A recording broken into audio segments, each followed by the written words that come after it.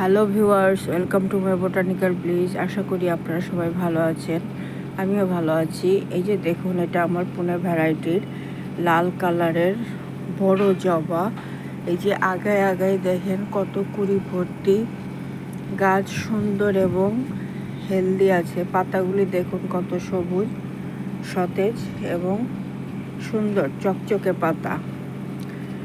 আমি গাছ বসানোর জন্য মাটি তৈরি করেছি 50% বাগানের মাটি, 30% গোবর সার, 20% কোকোপিট দিয়ে। এইভাবে গাছ তৈরি করলে গাছ খুব ভালো হয়।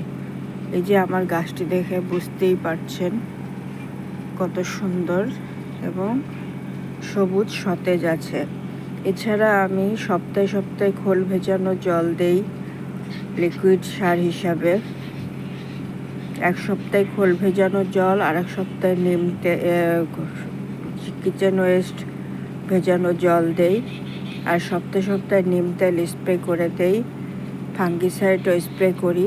এতে গাছে পোকামাকড় পিঁপড়ের কিছু আক্রমণ হয় না, গাছ সুন্দর এবং হেলদি থাকে। আপনারা চাইলে এইভাবে এই পদ্ধতিতে ছাদ বাগানে গাছ করতে পারেন। ভিডিওটি ভালো লাগলে প্লিজ সাবস্ক্রাইব করবেন, সাবস্ক্রাইব করে আমার পাশে থাকবেন। আজকে আসি, টাটা।